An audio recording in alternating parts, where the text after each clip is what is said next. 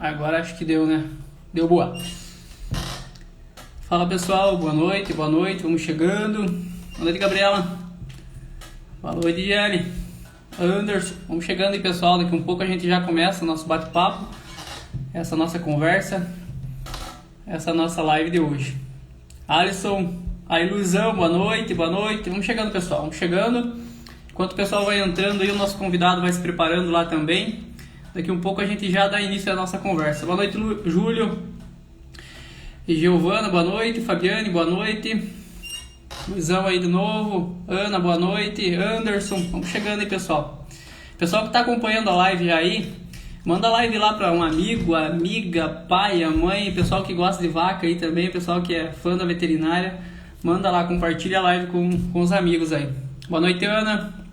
Boa noite. E o tema da nossa live de hoje vai ser cirurgias no período de transição. Aquele período bem importante da vaca ali, que a gente precisa passar ele bem, para que nada de ruim aconteça com a vaca. Mas, infelizmente, às vezes acontece algumas coisinhas aí que não tem como evitar, né? Vou chamar o convidado de hoje e a gente já dá início à nossa conversa, nosso bate-papo. Deixa eu achar ele aqui e a gente já começa. Só um pouquinho e já tá aqui. Boa noite, Rômulo. Tamara, boa noite. João, boa noite. Joyce, boa noite. Fala, Wagner. Boa noite, tudo bem? Como é que vão aí? Tudo bem, graças a Deus. E você, animado? Firme e forte? Tudo certo, tamo aí, tamo firme aí. Correria? Bastante trabalho. Show, isso é bom. Então, pessoal, para quem não me conhece, meu nome é Rodrigo Menon de Souza. Também sou médico veterinário e faço parte da equipe Caltrain. Hoje a live é com o Wagner. Antes de tudo, quero agradecer, Wagner, você ter aceito esse convite de participar dessa conversa, trazer um pouco da sua vivência, do seu conhecimento aí, para compartilhar com o pessoal. Obrigado. É um prazer a gente estar participando aí, trazendo um pouco da vivência que a gente tem, né, de trabalho aí, trocando um pouco de experiência aí com todo mundo aí. Show de bola. Então, pessoal, o Wagner ele é formado pela Universidade Federal de Pelotas. Ele tem uma pós em pecuária leiteira pela Universidade Federal de Pelotas mesmo e pela Reagro, e também uma outra pós pela Reagro sobre reprodução. E ele é sócio proprietário da empresa Produtiva Assessoria Veterinária. Então, Wagner, antes de tudo, eu queria que você falasse um pouco da sua correria, como que é seu dia a dia aí, e daí depois a gente dá início à nossa conversa, ao nosso assunto de hoje, que é a cirurgia no período de transição. Certo, então meu nome é Wagner Luquez, eu trabalho na Produtiva Assessoria Veterinária. A gente somos em 4 veterinários. Trabalhamos basicamente na parte de assistência a propriedades leiteiras. Hoje a gente conta com 70 propriedades, mais ou menos, que a gente dá assistência na parte de reprodução, gestão, nutrição, clínica, cirurgia, manejos gerais. E também a gente trabalha em conjunto com algumas agropecuárias aqui da região também. E fizemos parte de cursos também, de treinamento com o produtor e com o pessoal também da área de veterinária. Legal, show de bola. Pessoal, quem não acompanhou, semana passada o Wagner fez uma live com o Luiz sobre mastite, uma excelente live, deu para pegar bastante coisa e hoje com certeza o Wagner vai trazer bastante conhecimento, bastante aprendizagem aí pra gente. Wagner, fique à vontade e acho que a gente pode começar, né? Tranquilo. Então a gente vai conversando, qualquer dúvida você vai me chamando aí, vamos trocando informação, respondendo as perguntas do pessoal aí. Espero que a gente possa contribuir e colaborar aí com todo mundo. Tranquilo. Então hoje a gente vai falar um pouco.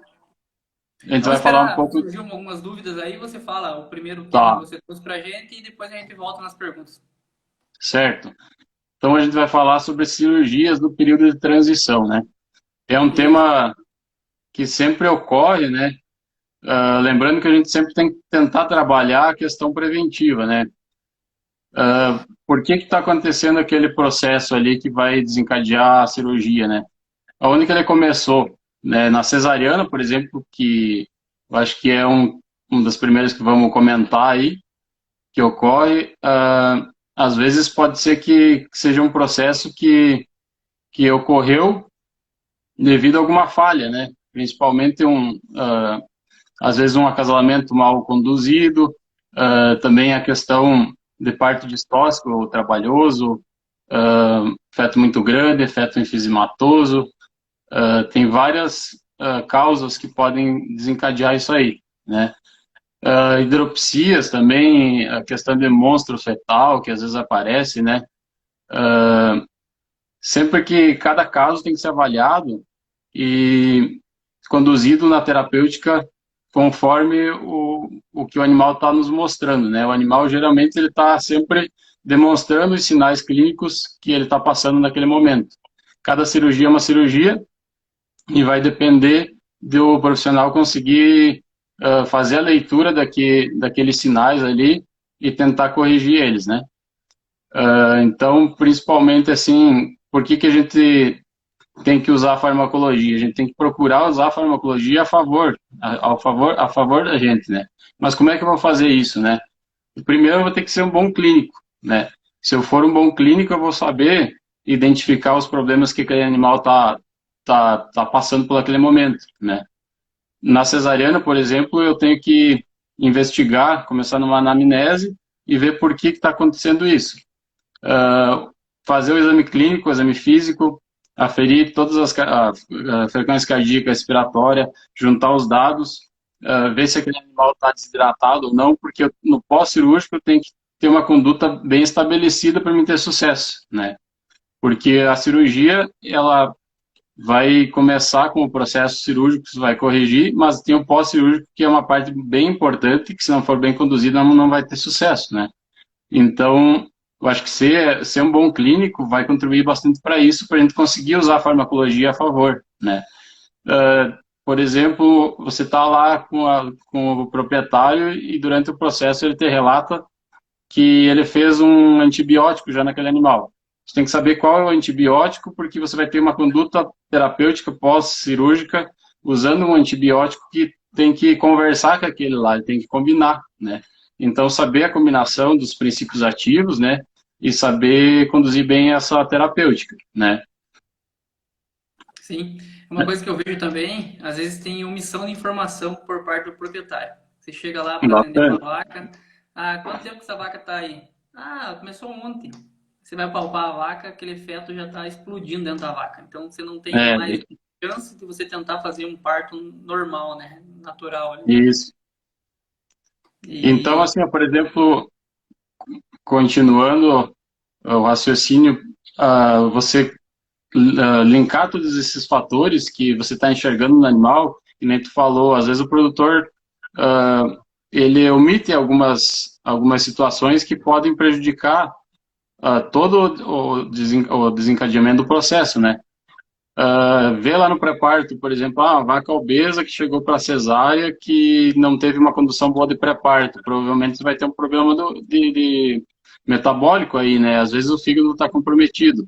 Animal que está com o fígado comprometido, você sabe que na anestesia já vai baixar a eficiência do anestésico e também vai baixar a eficiência de todos os outros fármacos que você usar, principalmente antibiótico e tudo mais, porque o animal já vai estar imunossuprimido também, né?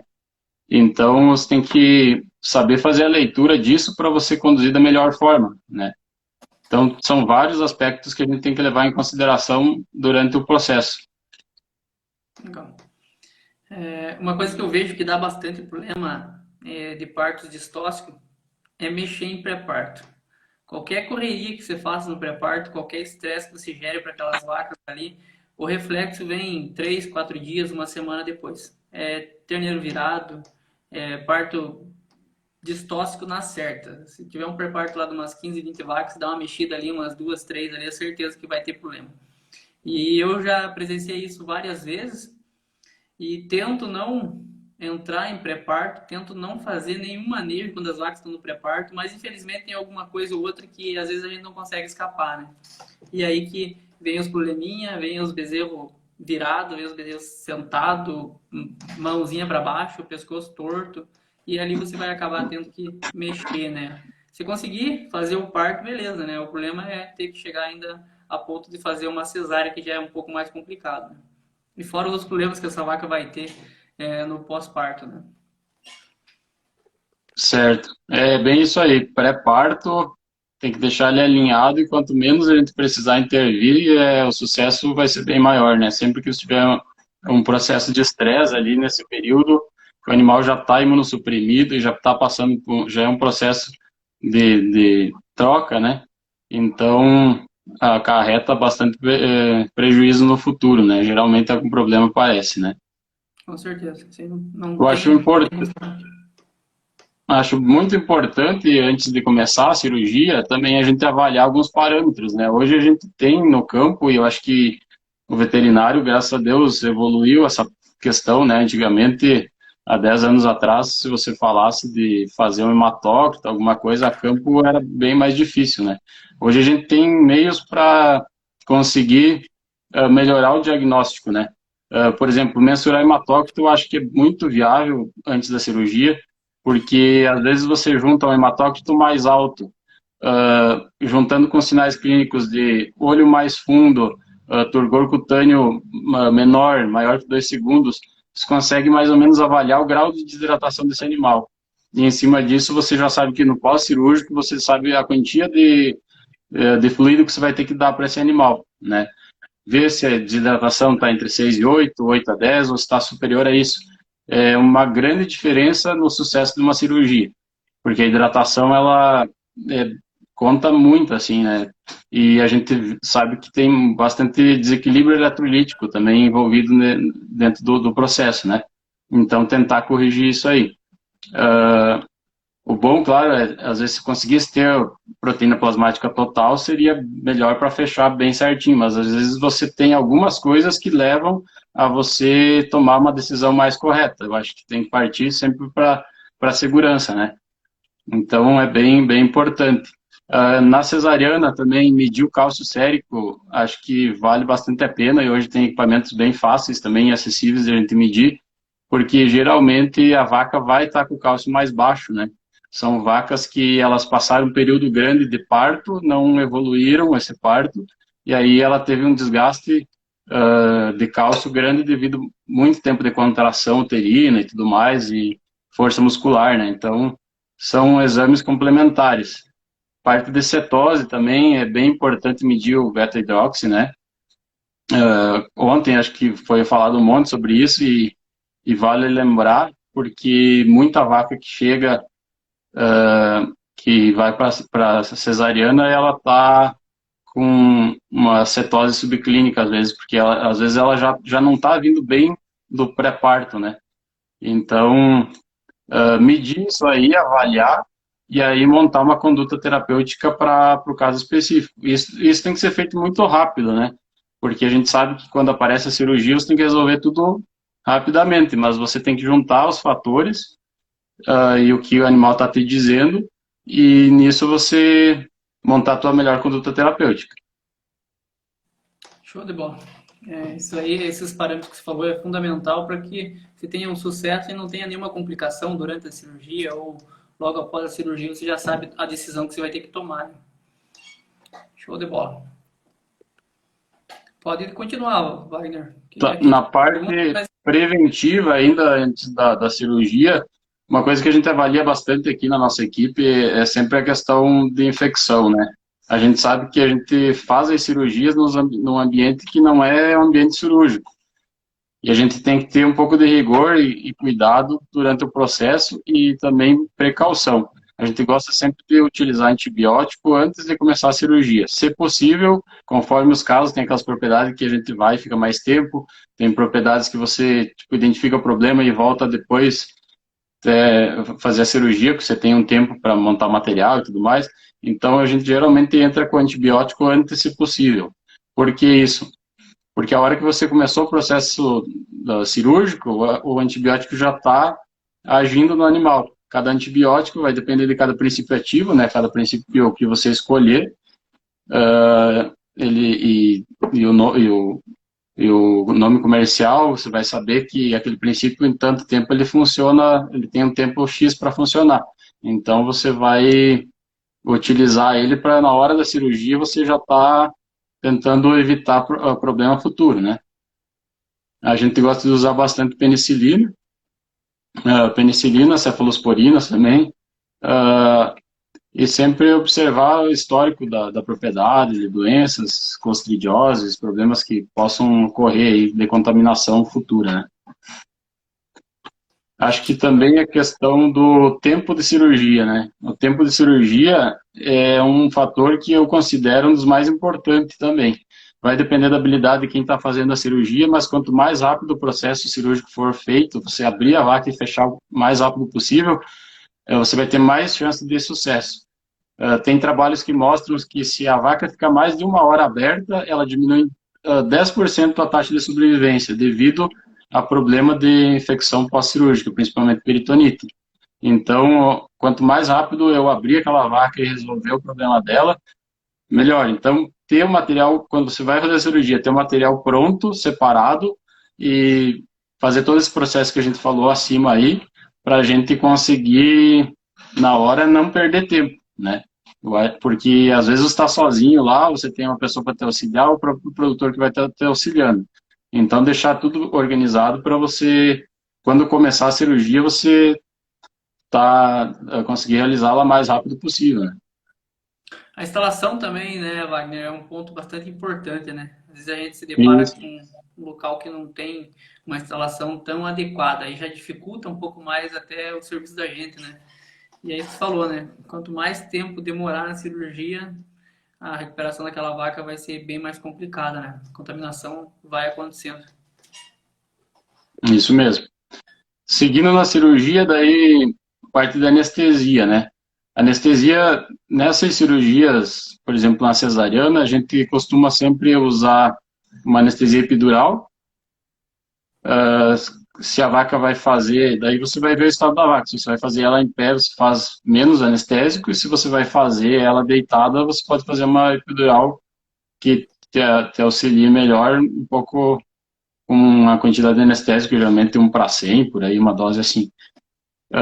Ajuda bastante para a questão de contração uterina, porque na hora da cirurgia, se a vaca tiver muita contração, tem que alguém ficar segurando o rumen ali, porque esse rumen pode sair para fora, tem que ter um pouco mais de cuidado. Então, ela vai te ajudar, vai ser um auxiliar ali no momento da cirurgia. A anestesia que a gente usa mais e que eu gosto mais de fazer é o L invertido, que é uma anestesia bem fácil, prática. Eu também gosto de usar a lidocaína 2%, e uso com vasoconstritor. Tem trabalho que mostra que é bom usar sem vaso, tem outros que falam de vaso, mas assim, eu acho bom o vasoconstritor porque ele fica menos incruenta a cirurgia ali, você consegue enxergar melhor as estruturas e tal, contamina um pouco menos ali também. Aí, geralmente, uma anestesia vai de 80 a 100 ml ali, depende do tamanho do corte que você vai ter que fazer e o tamanho da vaca, né? Porque essas vacas, às vezes holandesas aí, principalmente, elas têm um tamanho bem grande, né? Então, basicamente seria isso na anestesia, né? E aí vai para o processo da cirurgia. Sempre tentar expor o útero para fora ali, pegar um membro do animal e expor ele um pouquinho para fora. Quanto menos cair conteúdo dentro, menor a chance de peritonite, né? Se você pegar uma torção uterina, às vezes tem que tentar distorcer ela, mas a gente sabe que em muitos casos não consegue distorcer, tem muito líquido. Às vezes a gente drena esse líquido antes de começar, para daí cair menos, porque é uma cirurgia um pouquinho mais chata e mais difícil de tracionar esse útero devido ao tamanho do feto e também a questão do volume de líquido que fica lá dentro, né? Então, cada caso você vai avaliar e ter uma conduta um pouco diferente para cada caso, né? Se for enfesematose também tem que avaliar se você vai fazer a cirurgia no flanco também ou não, né? Depende do caso, né? Legal. Eu vou fazer uma pergunta depois para você, mas pode dar continuidade, que é uma experiência negativa que eu tive aqui com alguns casos de cesariana. Mas pra frente a Pode, gente vê. pode falar, eu acho que basicamente da cesariana a única coisa que eu ia falar mais agora seria da questão da analgesia. Eu gosto de usar assim, ó, só mais um AINE que tenha uma ação rápida e não fique muito tempo agindo no organismo do animal. Por quê? A gente sabe que se você usar muito AINE, sim, e quanto mais tempo de ação ele tiver, vai diminuir a chegada de mediador inflamatório para debridar aquela inflamação e aquele resto que sobrou da questão da placenta, dos envoltórios fetais todos, do líquido e contaminação que fique. Então, se você usar muito tempo de anti-inflamatório, vai diminuir isso. Muitos trabalhos mostram já que diminui isso. O útero essa ação do sistema imune diminui, né, ali local no útero, e esse útero vai demorar mais tempo para evoluir. Então, mais animais vão ter infecção pós-parto e isso aí vai prejudicar lá na frente, né? Por exemplo, você tem que deixar aquele animal apto para a próxima, se ele vai aguentar no sistema, ele vai ter que estar apto para a próxima concepção, né? E se eu não conduzir direito, o cara da reprodução lá na frente vai se ferrar, né? Com mais um problema para resolver. Então a gente procura usar aqui mais dipirona mesmo, assim, uma coisa mais simples, que dê um pouco de analgesia e funcione bem para aquele momento ali. Legal. A minha pergunta é a seguinte, antes aí de começar ali a pergunta do pessoal, tem essa dúvida. Qual que é a sua experiência com cesariana, com vacas que estão com bezerro morto ali há 2, 3 dias, aquele bezerro bem efizematoso, aquele líquido fétido já? Eu não tenho uma boa experiência, já fiz umas 3 ou 4 cesáreas com vaca assim. Lembro que uma morreu e as outras 3 que recuperaram, mas foram umas vacas que não reproduziram mais, umas vacas que não embalaram mais, acabou tendo que descartar. A gente tentei fazer o máximo ali, né, um cuidado grande para não ter contaminação. Aparentemente não teve contaminação durante a cirurgia, mas quase certeza que teve contaminação.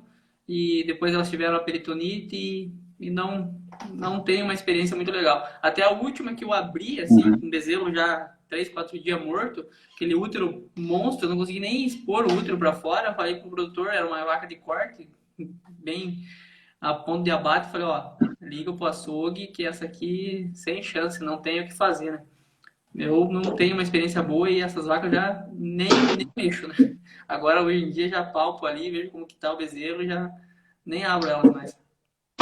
Sempre que você pegar um caso assim, para mim também os prognósticos nunca são muito favoráveis. Eu já tive animais, fiz bastante cirurgia desse tipo aí.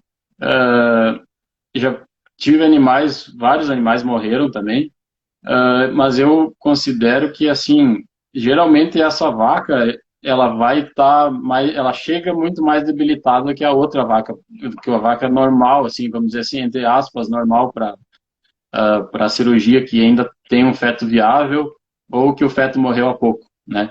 Então ela já chega com muita endotoxina também, né? Acho que libera essa endotoxemia aí também. Então ela chega já com o sistema imune bem baleado, e aí isso aí contribui bastante. Eu acho que só que cada caso é um caso. Por exemplo, eu já tive vacas que você abre o útero ali e chega a sair, parece que você está abrindo um botijão de gás, assim, que sai aquele gás, assim, que você tem que tirar o rosto pro lado, porque aquele útero tá, tipo, rachando, assim, para estourar de produção de gás, assim, de fermentação bacteriana e tal. E se salvaram. Mas a maioria, a grande maioria, complica. Ela não é um prognóstico bom mesmo. Eu acho que segue mais ou menos essa linha que você tem de experiência aí.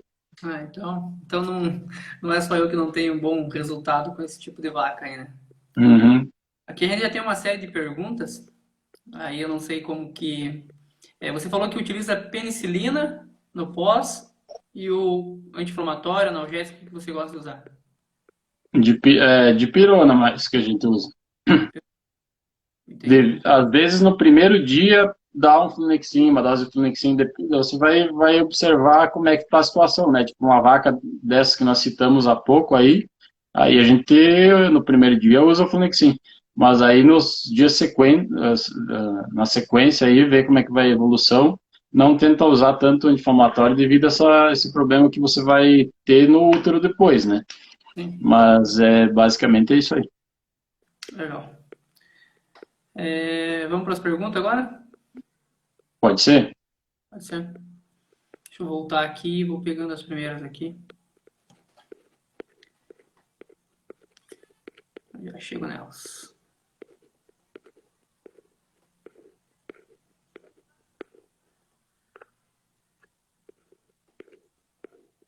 Aqui, tô lendo uma pergunta que prefere, deixa eu ver só aqui, do Dami aqui, prefere cálcio injetável ou bolos oral? E quando, tá, assim, o cálcio, geralmente, no pós-cirúrgico, a gente usa injetável, né? Aí, no pós-cirúrgico imediato, é injetável, e se você conseguir mensurar, é como fazer um cálculo para saber a quantidade que você precisa injetar, né? Geralmente 1 ml por quilo aí, de cálcio já faz uma boa suplementação. Mas o bolo oral a gente usa também, mas não costuma usar muito no caso de cirurgia. Porque às vezes aquela vaca lá, quando você termina a cirurgia, ela só fez a cirurgia com a vaca deitada, ela já distendeu um pouco o rumen, já acumulou um pouco de gás. E aí você tem que dar o tempo para ela para conseguir estabilizar até o rumen e essa questão do gás e tal, então demora um pouco para melhorar. Legal. Aqui eu tô com uma outra pergunta, mas antes de eu ler essa pergunta e responder essa pergunta aqui, a gente está tendo uma série de perguntas no direct a respeito do curso, né? É o curso de farmacologia aplicada à bovinocultura. O pessoal quer saber quando que abre as inscrição, isso e aquilo. Então, o que eu posso falar para vocês é o seguinte: o curso abre as inscrições no dia 15, na segunda-feira, e vai até dia 18. Então, o curso está bem completo. Cada dia que passa, cada tempo que passa, a gente tenta acrescentar alguma coisa, adicionar alguma coisa, um módulo a mais, uma aula bônus. E as professoras passam a farmacologia, ensinam a farmacologia de uma forma diferente, de uma forma mais fácil de entender. Diferente quando a gente vê a farmacologia lá na sala de aula, né? Que lá é uma coisa chata, é uma coisa massiva, e aquela matéria acaba ficando de lado e a gente acaba estudando só para atingir a média e passar, né? E esquece que tem que aprender. Aí, com o passar do tempo, a gente percebe que a farmacologia é uma coisa muito importante, né? Eu também gosto muito de citar anatomia e fisiologia, que são as três coisas ali que são básicas, né? Para o médico veterinário sair da faculdade entendendo o mínimo e ter um pouco de confiança, um pouco de segurança no que vai fazer. E o que acontece na maioria das vezes?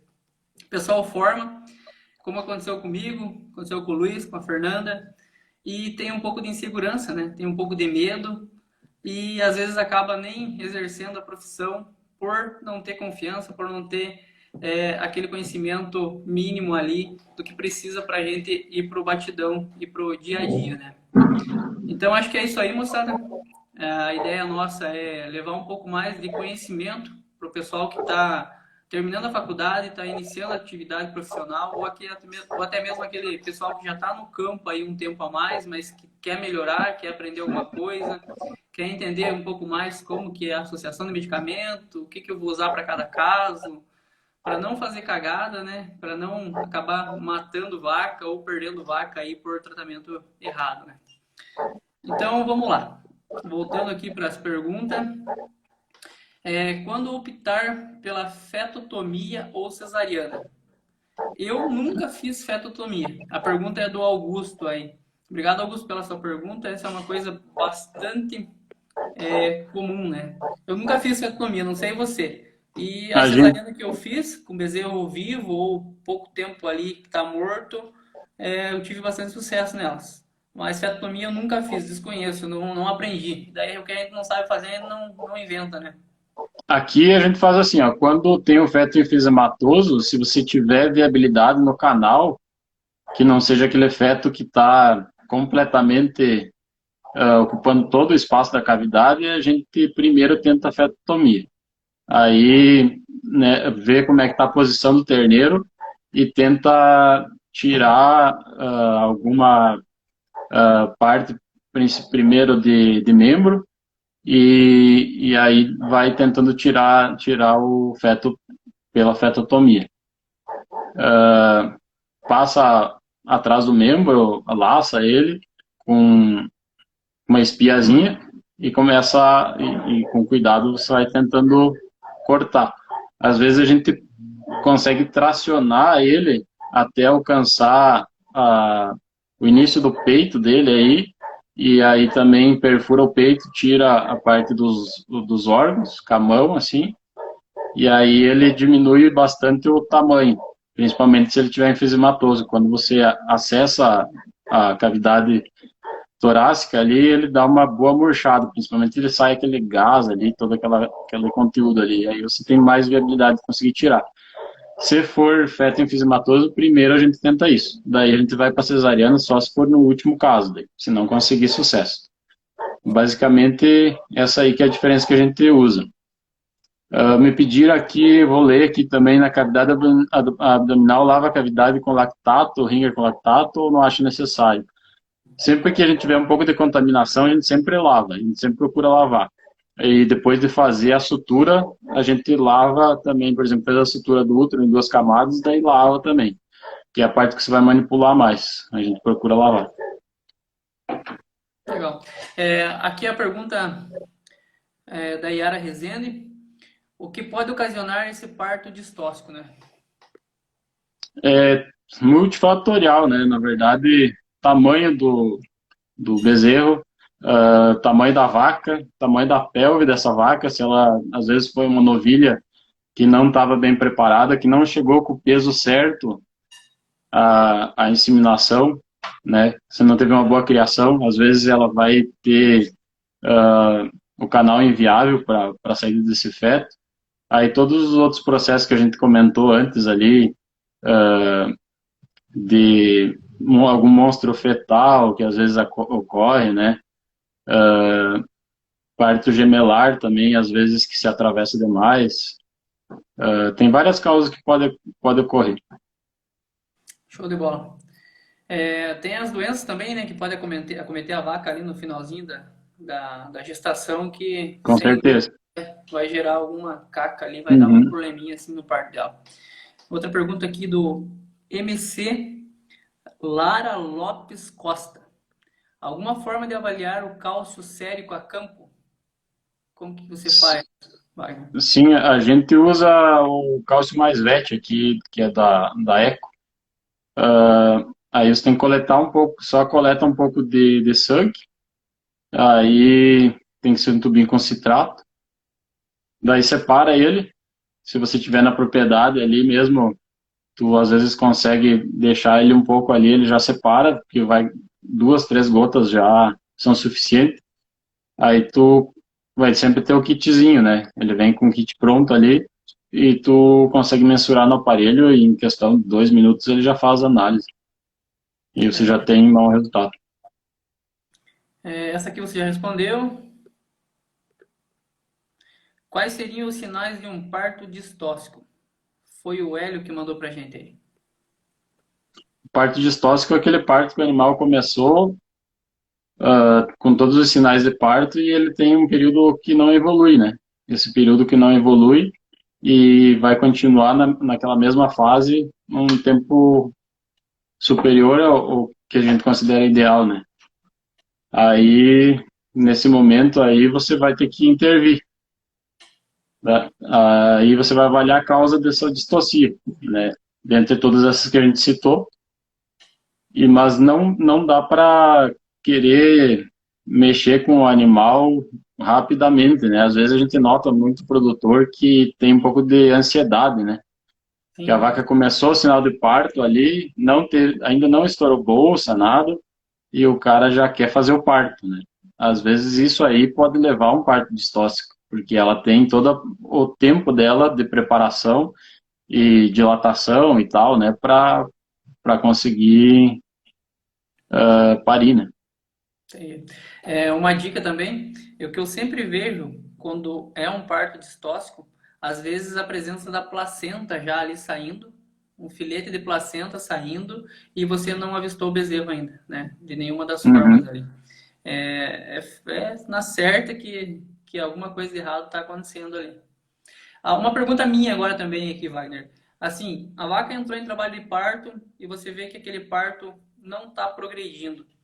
Quanto tempo você espera? Você espera assim para ver se vai aparecer as mãozinhas, os pezinhos? Qual que é o tempo que você acha ideal para esperar? A gente espera e acompanha até que geralmente apareça algum sinal do terneiro mesmo, que apareça alguma pata, e aí não, que já tenha estourado a bolsa, é parecido a pata e tudo mais, e aí só depois disso que vai intervir, né? Legal. Eu também faço dessa forma aí. A Fabiana aqui mandou uma pergunta. Caso haja ruptura uterina, qual a melhor conduta? Já cheguei em propriedades que a gente foi palpar a vaca e você palpa a vaca e você encontra uma alça intestinal, né? Aí tu já vê o pepino que tá para frente aí, né? Aí já vai direto para cesárea e aí você vai ter que tentar suturar esse útero. Geralmente, a maioria dos casos que eu peguei aqui, que a gente pegou, né, que foram rupturas uterinas, a maioria não teve muito sangramento. Você nota que geralmente o útero ele contorna os vasos, né, quando ele rompe assim. Só que tem rupturas que eles são bem difíceis de suturar tudo, né? Há pouco tempo mesmo a gente pegou uma vaca que estava com ruptura uterina e ela rompeu até a entrada da cervix, até o final. E aí a sutura, tipo, não tinha viabilidade de você alcançar para fazer toda a sutura, né? E aquele animal acabou vindo a óbito. Mas sempre que tiver uma ruptura, tem que fazer a cesárea e tentar corrigir a ruptura uterina ali. Eu tive a oportunidade de ver uma ruptura só. Outros casos nunca peguei uma ruptura. E essa que a gente acompanhou, até foi no tempo que eu fiquei na Francana, lá junto com o Luiz. E a vaca teve um parto normal, tranquilo, beleza. A gente viu lá que ela criou, foi lá, pegou a bezerra, levou o bezerreiro. No tempo que a gente levou a bezerra pro bezerreiro e voltou, a vaca estava morta. Daí a Uhum. gente olhou assim, o que que deu? Né, vamos abrir. Daí a gente abriu, já foi direto no útero e viu aquela quantidade enorme de sangue que estava dentro do útero dela e Aí teve rompeu o uma vaso. ruptura. Teve uma ruptura e Uhum. pegou um vaso e a vaca não aguentou. É, Morreu sozinha.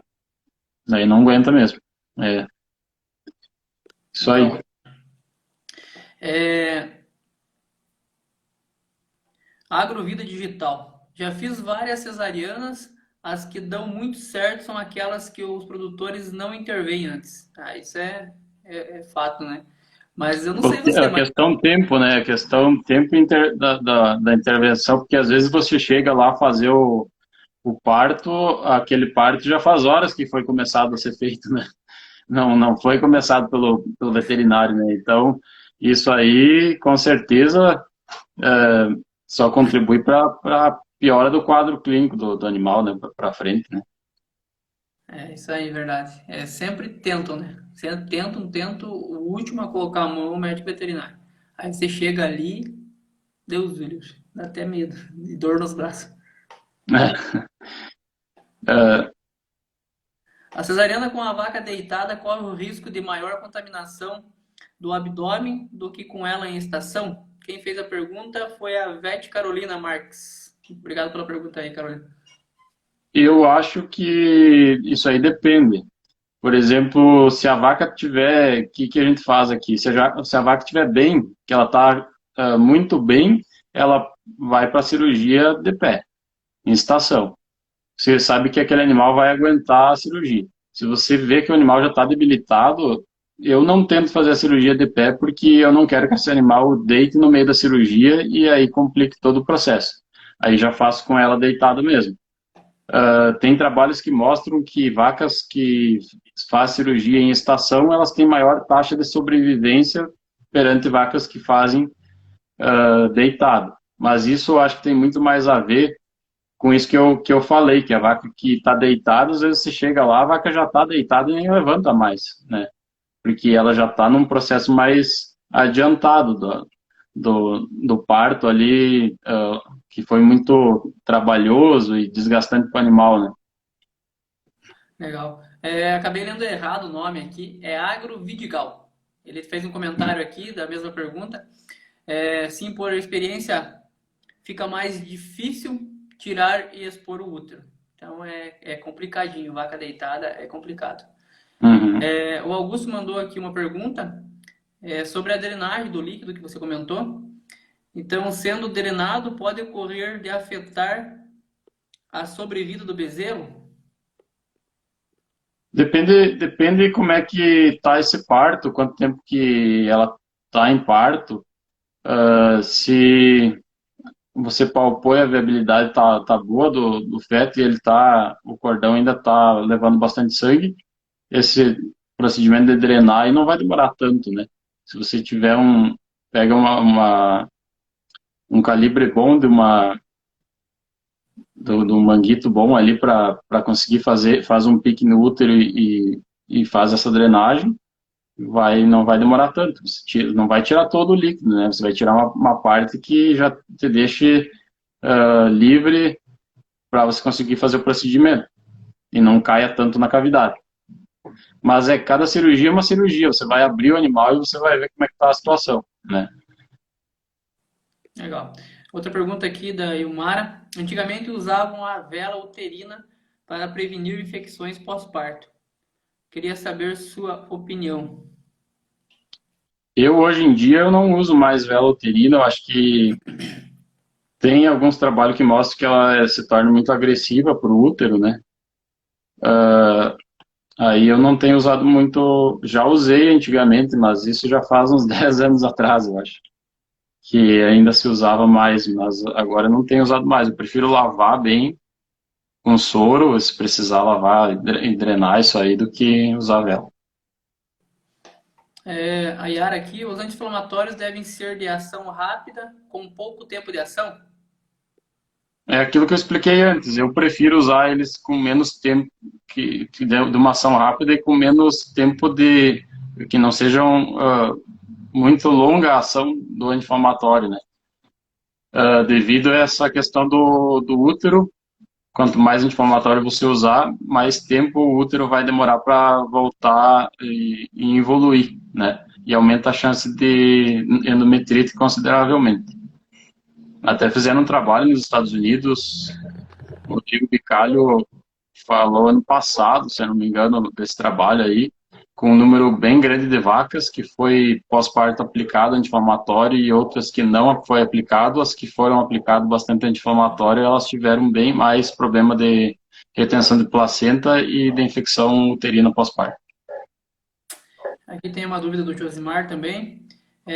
Você comentou que utiliza, né, o anti-inflamatório por poucos dias ali e o antibiótico. E por quanto tempo essa antibiótico terapia?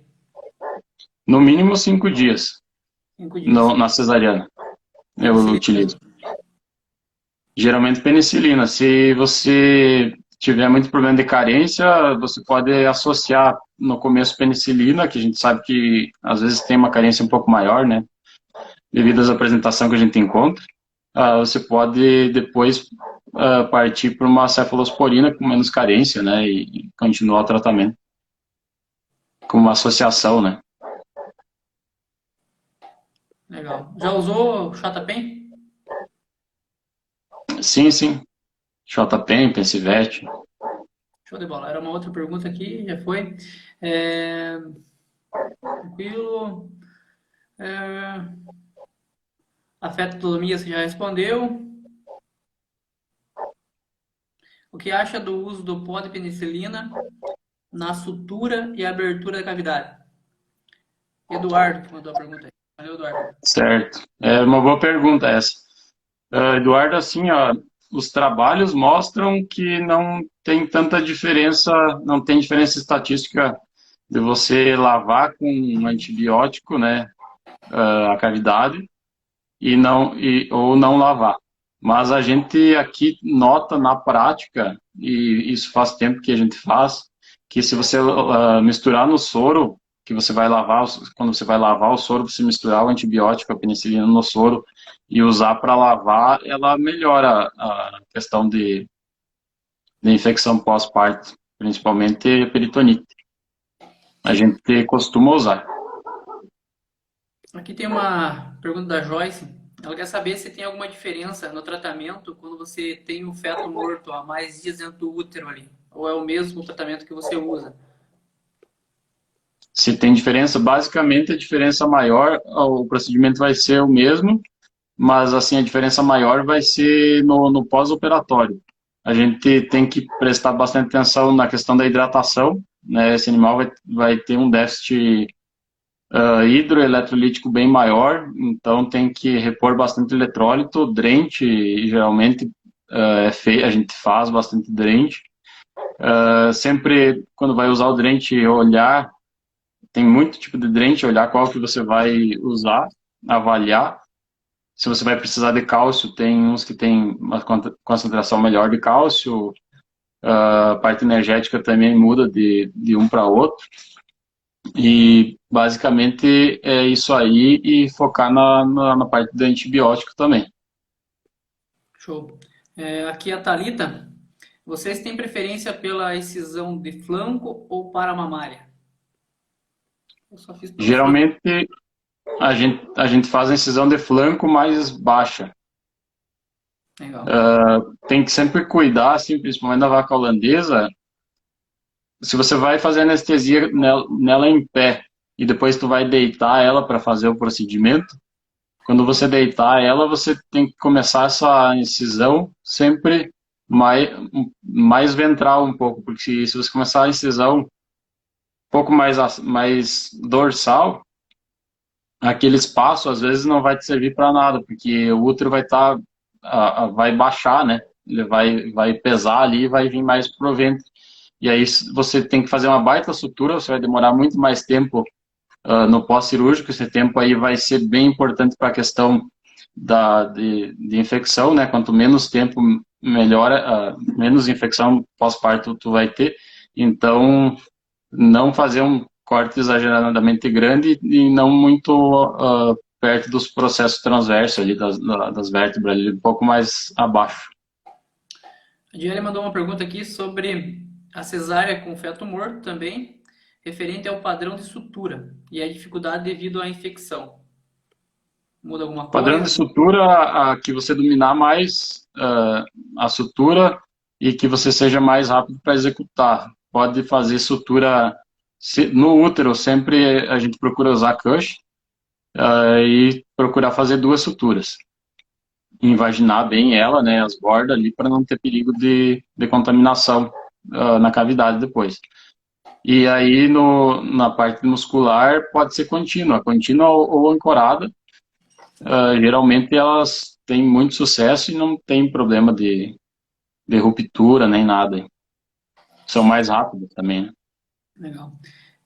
O Murilo aqui, qual a sua opinião sobre o uso de lidocaína intravenosa para uma melhor analgesia visceral?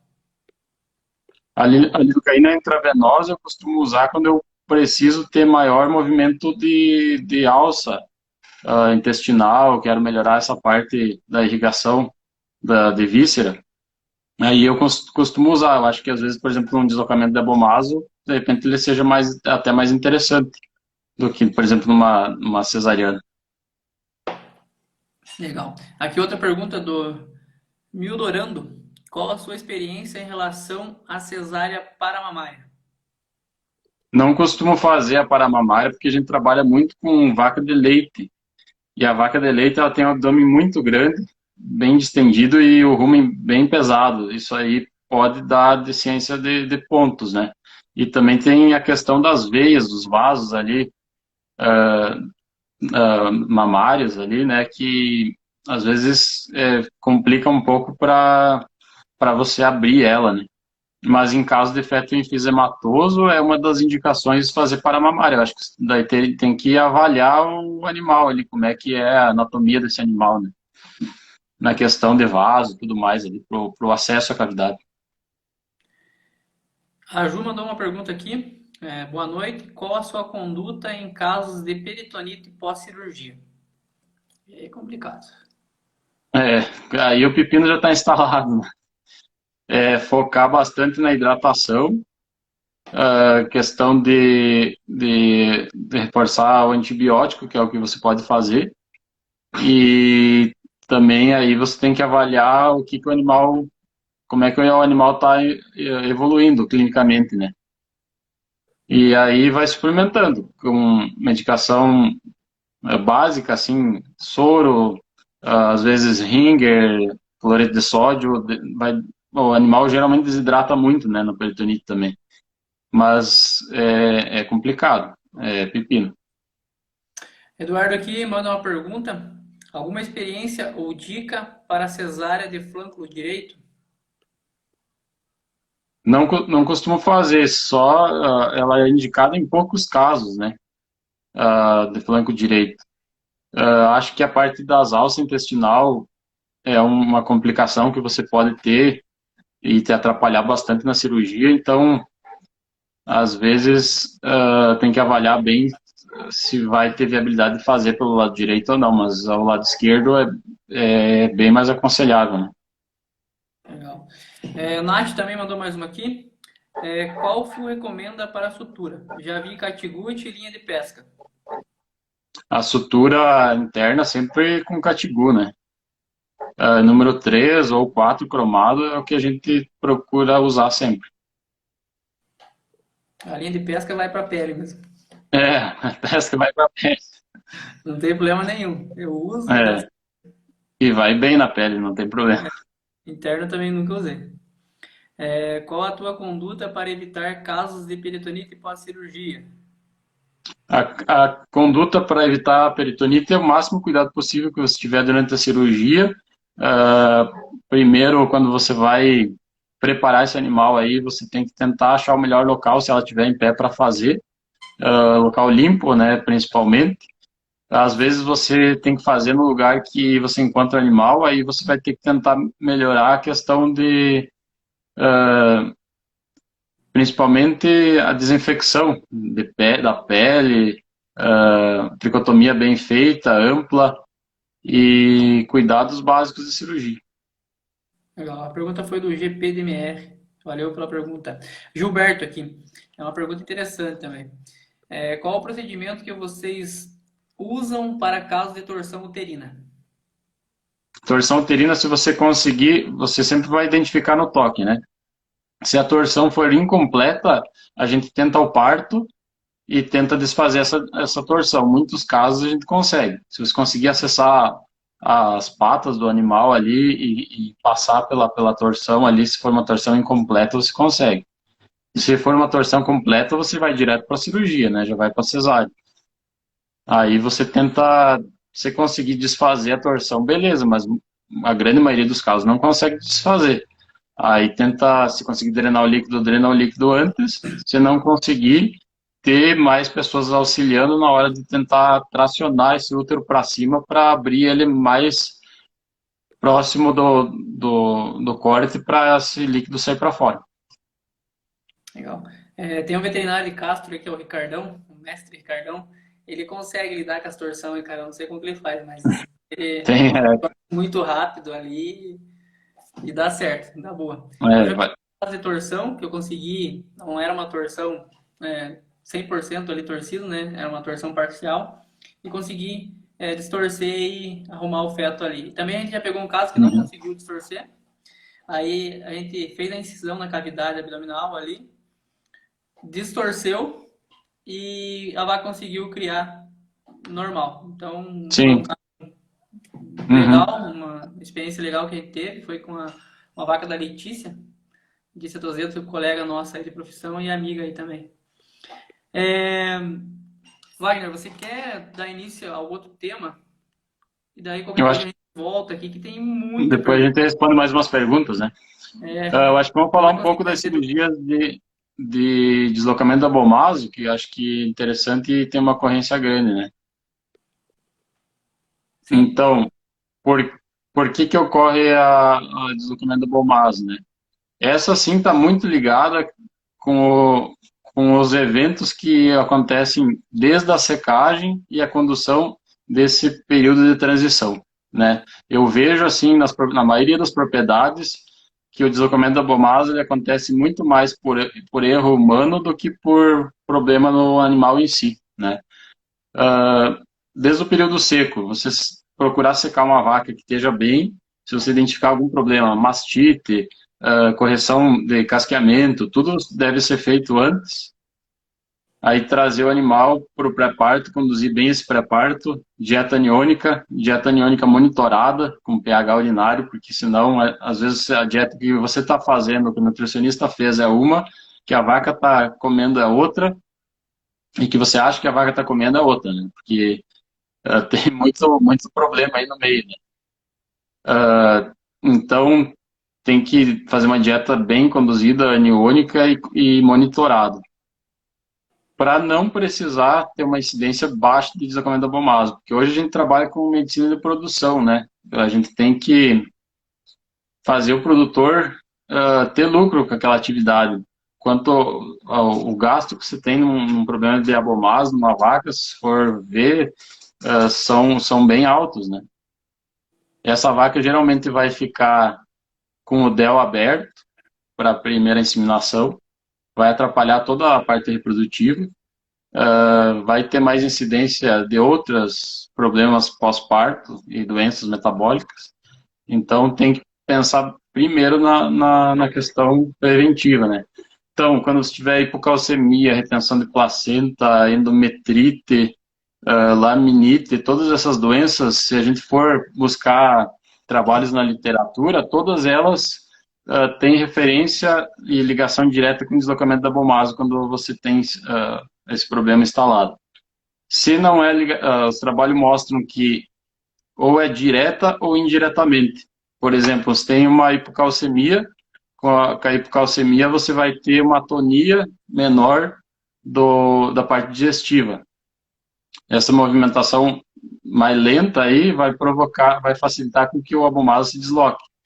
Se você tiver uma retenção de placenta, uma endometrite, parte distóxico, que a vaca não se alimentar bem no pós-parto, e você não conduzir bem esse pós-parto, o rumen vai ficar com pouco conteúdo, o rumen com pouco conteúdo, rumen vazio, desloca a abomaso. Rumen cheio não vai deslocar a abomaso, né? Então, primeiro a gente tem que ver a causa desses deslocamentos. Eu vejo muito erro de dieta, questão de fibra na dieta, desequilíbrio de fibra, né? Monitorar, passar peneira nas dietas, ver como é que tá. Vaca pós-parto, a maioria aqui na nossa região não trabalha com lote pós-parto, tem alguns produtores que conseguem manejar isso, tendo um manejo um pouco melhor, mas às vezes ela entra sempre no lote de alta. Se a vaca está bem, não vejo problema nenhum de entrar no lote de alta. Se a vaca já teve sinais que não está bem, nos próximos 21 dias pós-parto, ela teria que estar num lote com uma atenção especial. Às vezes uma dieta com um pouquinho mais de fibra e tudo mais, né? Mas tem que monitorar isso aí. Os cuidados na cirurgia são os mesmos cuidados que vai ter nas outras cirurgias, né? Eu acho que a habilidade do cirurgião aí conta bastante, porque o deslocamento do abomaso é uma cirurgia que você pode fazer bem rápido, e ela não requer muito tempo. Aí a escolha entre abomazopexia e aumentopexia vai depender da habilidade de quem está fazendo e o que você tem mais segurança na cirurgia. Mas eu vejo assim, tipo aqui, o que a gente faz? Vaca que tem o abomaso que você percutiu muito grande, ele está muito distendido, muito dorsal, a cavidade abdominal, e a vaca você nota que esse abomaso tem um volume bem grande e às vezes a gente faz a abomasopexia, tá? E vaca que você desconfia que às vezes possa ter alguma aderência, você é melhor tentar abomaso, porque você pode tentar desfazer aquela aderência. Agora, as outras vacas, se estão bem, é um deslocamento mais tranquilo, às vezes não é aquele deslocamento total, assim, que ele está no meio da barriga do animal. Essas aí eu acho que elas são muito, candidatas muito boas para aumento, né? Aumento é uma técnica boa também, ela tem um pouquinho mais de recidiva no processo, se você não conseguir conduzir bem. Mas se a vaca não tiver tão, se a vaca tiver em condição boa de cirurgia, aumenta mais, é bem rápida e ela é menos invasiva para o animal também. Eu acho que diminui a questão de peritonite também. Aí a gente sempre faz aumento. A anestesia também, sempre a gente procura fazer ela invertido com lidocaína. Sempre procuro usar epinefrina junto também. Que mais que eu posso falar? Eu acho que assim, o que vale é as diferenças, né? Quando tem deslocamento para a direita e deslocamento para a esquerda, né? Sempre que tiver para a direita, tem que ter um cuidado maior quando você abrir. Se você vai abrir para o lado direito, se você notar que o aumento maior estiver cobrindo o abomaso, você já pode ter um caso de torção. Então você tem que se ligar em alguns detalhes que você vai ver na anatomia. Que nem você fala de antes, acho que a anatomia é uma coisa que quem vai fazer a cirurgia tem que, se não está bem familiarizado, tem que dar uma revisada, porque é a hora que você vai encontrar a, as estruturas ali, rapidamente você tem que saber ver a posição delas e encaminhar o quadro da melhor forma, né? Se for uma torção, tentar desfazer ela, e se não for, aí a gente faz pelo lado direito a mentopexia também. Geralmente você vai ter um desequilíbrio maior hidroeletrolítico, então focar bastante no drente pós-parto, focar na hidratação, às vezes tu vai ter que usar soluções de cloreto de sódio para repor, principalmente no deslocamento da Bomaso, ou Ringer também. Tem relatos que quando tem muito líquido, pode ter absorção, mas os trabalhos são controversos, né? Se você pode evitar um problema, não custa, né, às vezes, tentar dar óleo mineral via oral para esse animal aí, se tiver muito líquido, para tentar diminuir a absorção, se caso houver, e agravar transtorno metabólico, né? O que mais que a gente pode falar? No deslocamento para a esquerda, ele é bem mais tranquilo de fazer, principalmente focar mais na questão da hidratação pós-parto e fornecimento de fibra, né? Fibra longa para esse rumen começar a funcionar direito e voltar à função normal. Eu acho que basicamente é isso aí. Legal. Tratamento pós-cirúrgico? Tratamento pós-cirúrgico também a gente usa penicilina, geralmente, e associação com cefalosporina, quinolona, alguma coisa do tipo. Anti-inflamatório também a gente usa se você vê que o órgão já está meio baleado, aí a gente usa Funexin, geralmente, no primeiro dia. Cuidar a questão, a gente não estende muito o anti-inflamatório, daí devido ao problema, às vezes, de ulceração, né? Acho que o cálcio também tem que suplementar, é importante suplementar nesse problema aí. E estimulante de rumen também, principalmente sorbitol, a gente acaba usando bastante, né? A gente sabe que o sorbitol ele tem uma ação que melhora uma ação um pouco laxativa e ajuda na retirada de gás do órgão. Então, soluções com sorbitol junto com o soro, né? Auxiliam bastante nesse tipo de cirurgia. Legal. A gente já usou aqui, em alguns casos, o Ceftiofur. E foi muito bem, sabe? Foi bem. O Luizão também usa em alguns casos, mas tem que tomar cuidado, né? Aquele caso que ele tem uma Uhum, tendência, aquela vaca que está um pouco mais sentida, aquela cirurgia que demora um pouco mais. Então, nesses casos, eu não seria indicado a utilização do Ceftiofur. Mas em caso que a cirurgia é rápida, tá tranquilo lá, não tem aderência, a vaca não está tão balhada ainda, né? Não está tão sentida, aí uhum. pode utilizar o Ceftiofur que vai bem também. Voltamos para as perguntas aqui. O que você acha? Pode ser? Vou ler uma do Luizão aqui. Na sua casuística, qual é o principal fator que desencadeia a necessidade de cesariana em uma propriedade?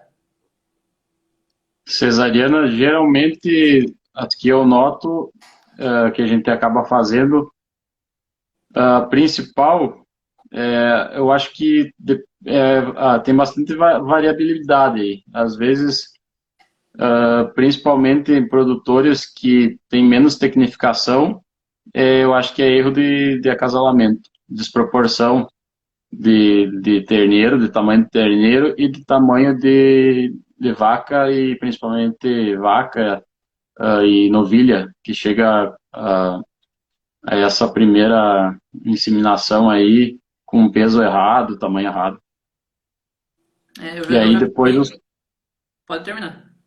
e aí depois em seguida vem os problemas, geralmente torção uterina e feto inviável, né, enfisematoso, essas coisas assim. Entendi. Eu já acompanhei um surto de torção de útero por erro de manejo, sabe? Vaca confinada, pré-parto 100% confinado, e o pessoal que estava fazendo o manejo das camas estava fazendo aquelas vacas correr, estava fazendo correria dentro do Estresse, pré-parto. né? Estresse, estresse. As vacas começaram a criar, começou parto distóxico, teve uma ou duas torção uterina ali que não teve o que fazer. Aí teve uma também que foi torção, mas foi reposicionado aquele útero, mas ela não tinha dilatação para o parto. Aí também teve que optar pela cesárea. Aqui tem uma do Wellington. Após um parto distóxico, pode acontecer uma metrite devido à retenção de placenta. Qual o tratamento que você utiliza? Aí já foge um Pra, pouco me- do tema, mas não tem problema. a gente usa muito o ceftiofur aqui. Ele tem, a maioria dos trabalhos relata uma boa eficiência dele em problema uterino. Se ele não resolve, a gente trata, vai para fluorfenicol, geralmente. Também trata, às vezes, com oxitetraciclina. Mas basicamente, eleição ceftiofur. Agora aqui uma do... 4 dias, geralmente, o tratamento estende por 4 dias. Ceftiofur, aí. do Danilo. Qual a conduta para evitar ao máximo um prolapso uterino após um parto distóxico? Já vai entrar Eu no... acho que o prolapso uterino, ah, assim, eu sempre tento ver a questão do monitoramento de cálcio. A maioria dos prolapsos uterinos ocorrem devido à vaca estar hipocalcêmica, né? Às vezes não é aquela hipocalcemia clínica, mas ela é subclínica, e aí você tem um relaxamento maior, tanto da musculatura do útero, como do tônus muscular da pelve da vaca. E aí vai predispor um prolapso de útero, né? E esse animal que está hipocalcêmico, às vezes permanece mais tempo deitado. Quando ela está deitada, as vísceras abdominal pressionam mais e tende a ter um pouco mais de facilidade de prolapsar. Legal. Uma pergunta aqui, que pode ser a dúvida de bastante gente também, do Juan. Qual o custo de uma cesariana? Qual que é o Uh, de, de uma cesariana? O que vocês... Depende do que vai usar e eu acho que da região também, né? Mas hoje em dia uma cesariana, custo de... Será que ele está perguntando custo de veterinário, mais antibiótico, Eu tratamento acho e que medicamentos, né? eu acho que é o custo do veterinário. Gira... Como? Eu acho que é o custo do veterinário ali, ó, a mão de obra Ah, do veterinário. só a mão de obra? Isso, eu acho que é isso Aqui, aí. aqui, aqui na nossa região, 350, R$ 400 uma Entendi. cesariana custa. Não No sei como é cirurgião, que é aí na região de vocês. mais ou menos isso e mais deslocamento ainda. Isso, mais deslocamento. Isso aí. A Paola aqui mandou uma pergunta. A técnica de rolamento para torção é eficiente? Eu não sei dizer se ela é eficiente, né? Assim, experiência minha, eu rolei umas 3 ou 4 vacas até hoje. Vacas que o cara não queria fazer a cirurgia de jeito nenhum e que ia descartar, né, essa vaca. Eu notei assim que é um número muito baixo, né? Mas que teve uma vaca, eu acho que uma ou duas que voltou ao normal. Eu não lembro direito, mas foi bem, tipo, eu acho que uma. E as outras não tivemos sucesso. Não sei como é que é vocês aí, se já usaram essa técnica. Eu já ouvi falar, mas nunca usei. Nunca usei, não sei fazer e nunca usei. Mas às vezes pode ser que dê certo, né? O pessoal sabe Né? fazer ali de um jeito diferente e acaba dando certo. Mas tem que lembrar que você só vai poder tentar rolar ela se ela estiver deslocada para a esquerda. Se ela estiver deslocada para a direita, não é aconselhável, né? Porque aí você pode evoluir para uma torção, né? De abomaso. E É, também, se você tiver alguma aderência e torcer ela, e tentar rolar ela, você vai complicar o quadro da vaca. Nada é, como fazer uma laparotomia e explorar e fazer a técnica correta, né? é, é rapidinho, né? Você recupera muito bem da cirurgia de deslocamento de abomaso. Eu acho assim, é mais prejudicial para uma vaca uma metrite, uma retenção de placenta, uma cetose no início da lactação do que um deslocamento de abomaso. Lógico, às vezes o deslocamento de abomaso vem de um outro problema já, né? Mas se ela só teve o deslocamento de abomaso, ela recupera muito rápido, fácil e volta à produção rapidamente. Agora, retenção, metrite, trava, segura muito a vaca ali, a lactação, Segura a vaca, não dá pico de lactação e atrasa tudo, né? trava tudo. Thiago mandou outro aqui. Recomendo o uso da pomada à base de antibiótico na linha de incisão de pele. Não costumo usar muito. Aqui o que a gente usa é um spray prata ali, repete no segundo, terceiro dia e já era. É isso aí. No caso de torção uterina, qual a opinião de desfazer a torção caso não tenha abertura de cérvix, esperar abrir e realizar o parto? Se conseguir desfazer a torção e realizar o parto, ok, ótimo. Uhum. Show. É... Vou ver mais alguma aqui. Vete Passani. Fixação na aumento. Quais os fios mais indicados? A gente usa fio inabsorvível, né?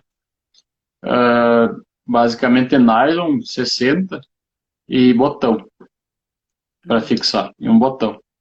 Aí fixa bem aumento ali na musculatura, com 2 ou 3 pontos ali, fica bem firme. Respondeu a pergunta do Augusto também aqui.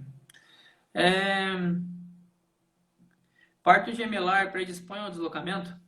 Lucas. Pode predispor. Parto gemelar é um problema, né? Na verdade, predispõe a um monte de outras coisas, principalmente em holandês, né? Porque aí o espaço que aqueles fetos estão ocupando dentro da cavidade é bem maior. Quando você tem uma pressão maior em cima do sistema digestivo, às vezes o sistema digestivo vai ter um retraimento, né? E aí depois isso aí pode predispor, sim. Tem trabalho que mostra que aumenta um pouco, né? Fora que geralmente esse parto é mais, gasta muito mais energia da vaca e essa vaca demora mais para voltar a comer, né? Então acho que principalmente tem que focar na vaca imediatamente pós-parto. Acho que é uma vaca que merece já tomar um Drent aí, e monitorar, né? Tem que monitorar e todo dia monitorar esse animal. Aqui o Eduardo tem uma pergunta.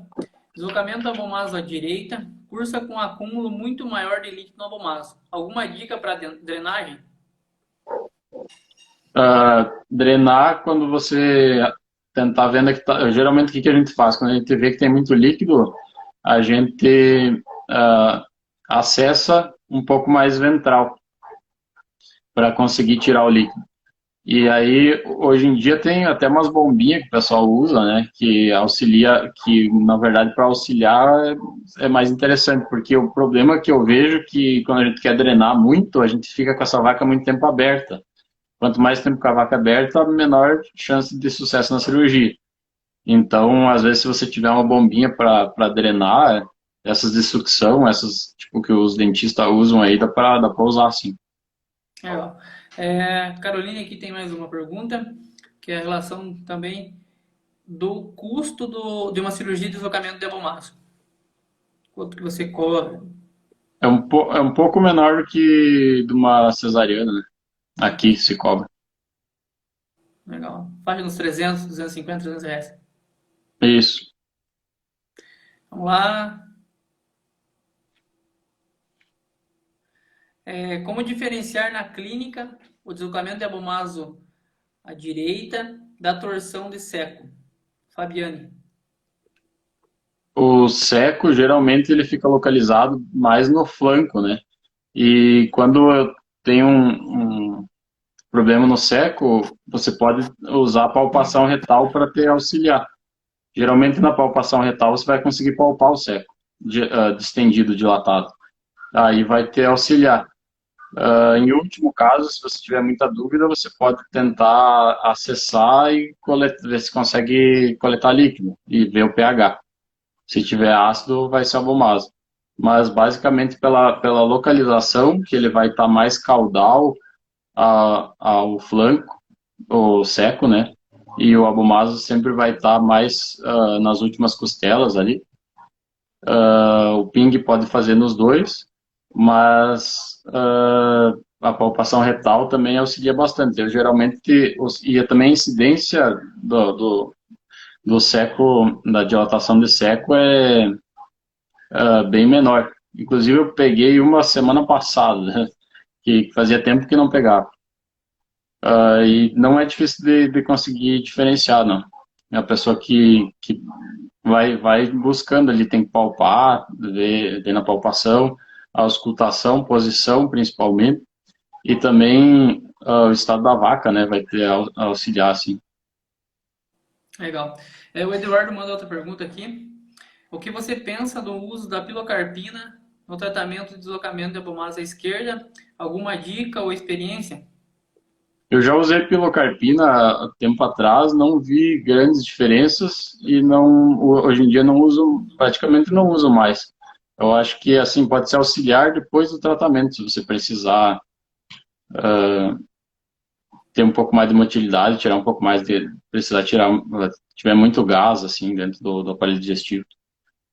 Legal. Eduardo, o Josimar que está acompanhando a live aí, ele tem uma experiência boa nesses casos aí de tentar fazer algum tratamento para deslocamento de abomaso, tentar reverter, né? Troca uma ideia com ele aí, que ele vai te passar umas dicas boas aí.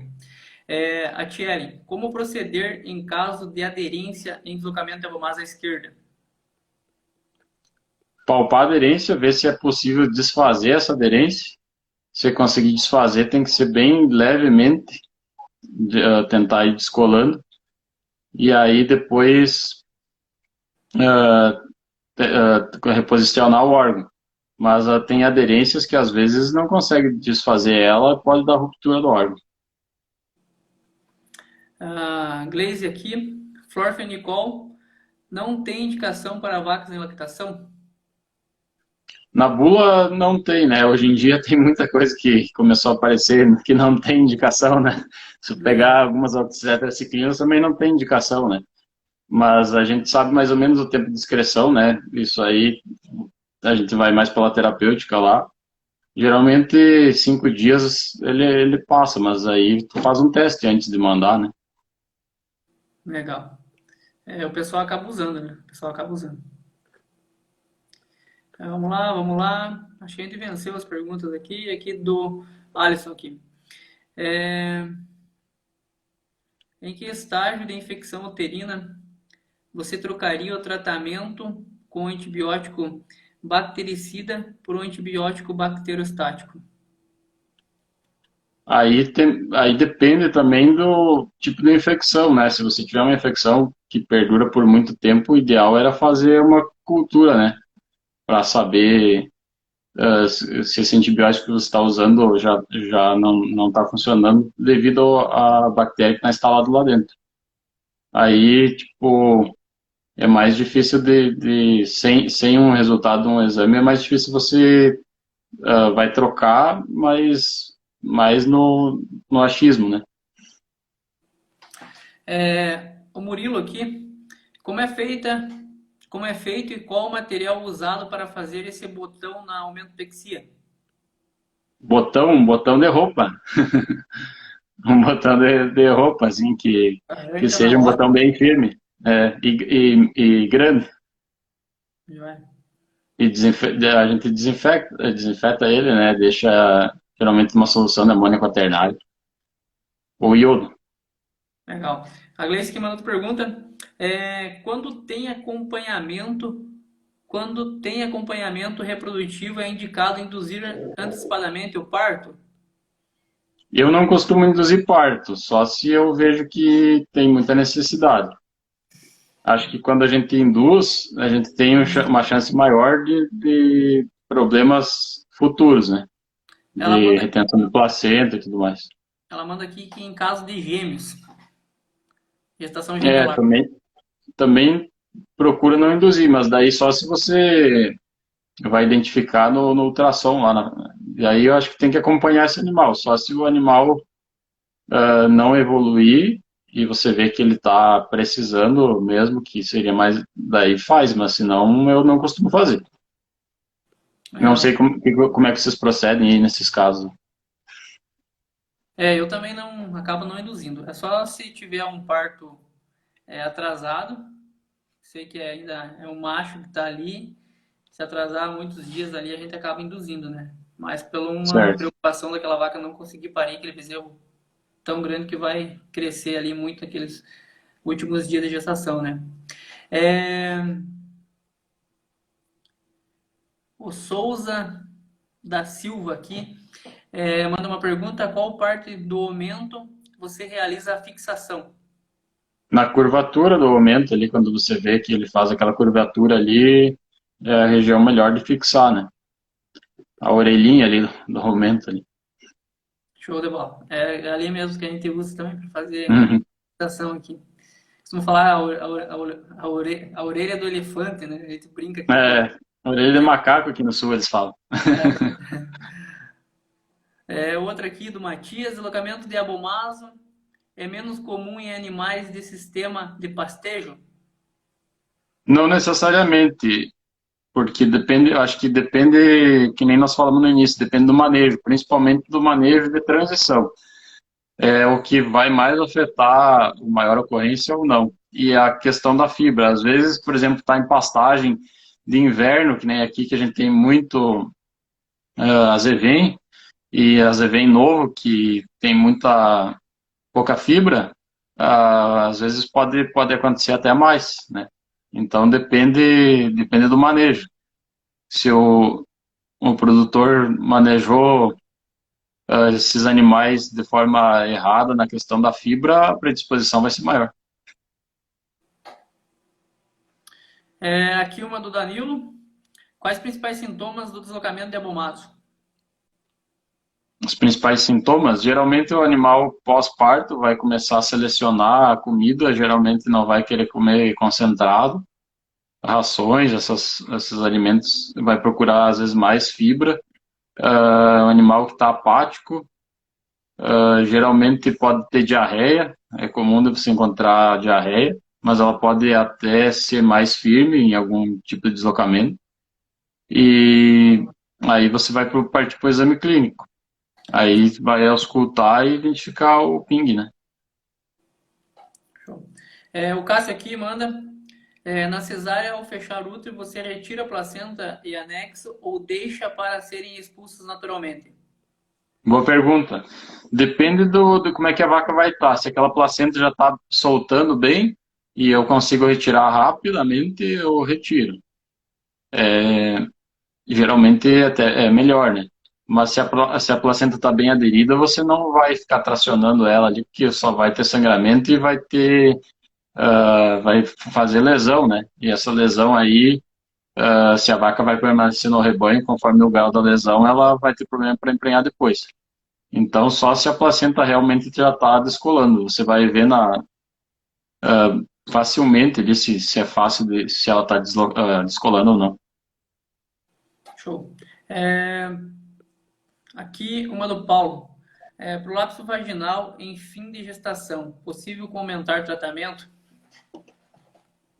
No fim de gestação é mais fácil que ocorra, né, o prolapso de vagina, devido à pressão com que o útero faz sobre a região da vagina ali, e a gente sempre é um problema, né? Geralmente vaca, tem espécies que são mais acometidas, por exemplo, os zebuínos, essas aves são mais acometidas.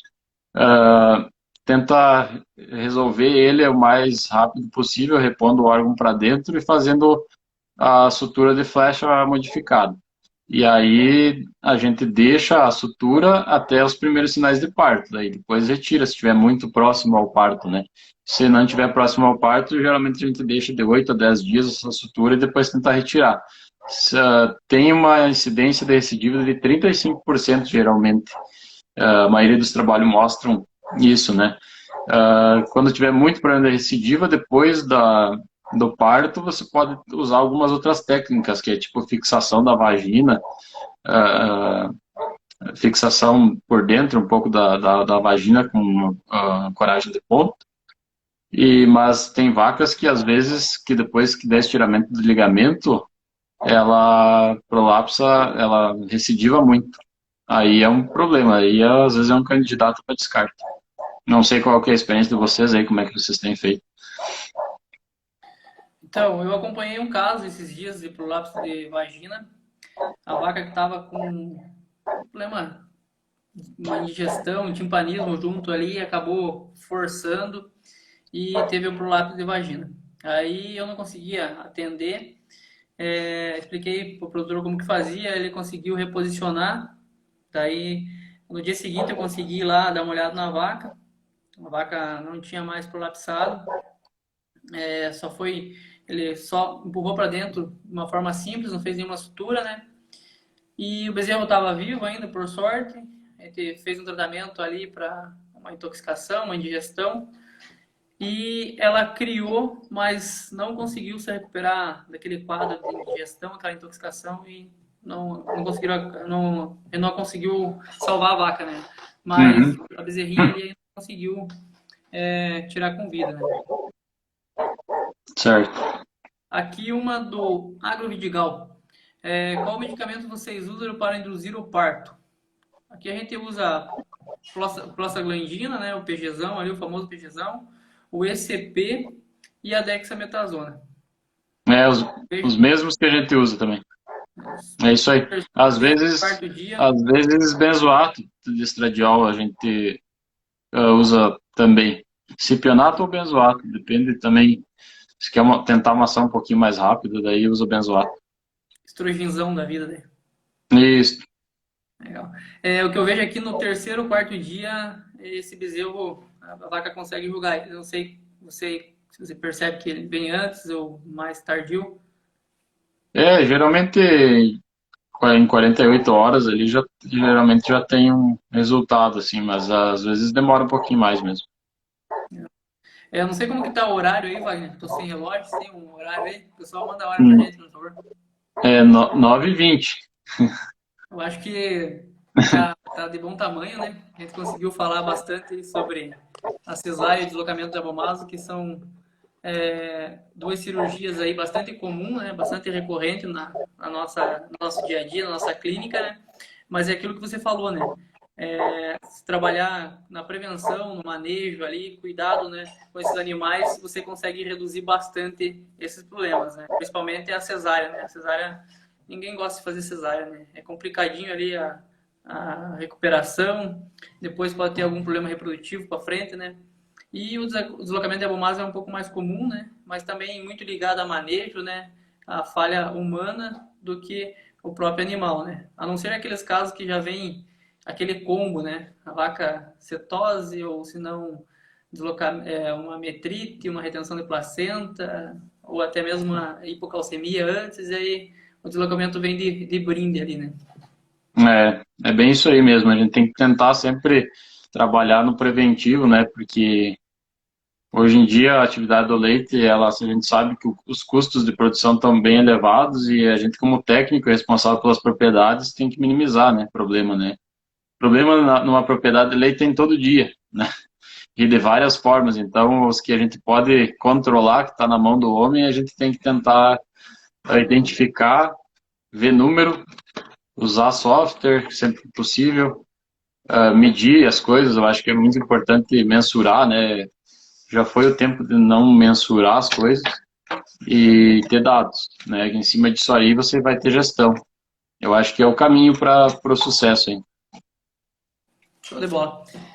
Eu acho que a gente vai ficando por aqui, né, Wagner? Já deu. Vamos descansar que amanhã tem mais um pouco, né? Eu queria finalizar a live hoje com um recado para o pessoal que está começando agora, o pessoal que está na faculdade. Não tenham medo, né? Vão para o campo, vão para a prática, que ali vocês vão começar a aprender e começar a entender as coisas muito melhor e que ninguém sabe tudo, né? A gente sempre está aprendendo coisa diferente e só Verdade. com esse medo que as coisas vão dando certo, que as coisas vão acontecendo, né? Eu acho que é bem isso aí. A gente tem que. O pessoal tem que fazer estágio, né? Acho Tá. que botar a mão na massa e a gente tá aprendendo todo dia. E a gente aprende com o produtor, aprende com o pessoal que vem fazer estágio.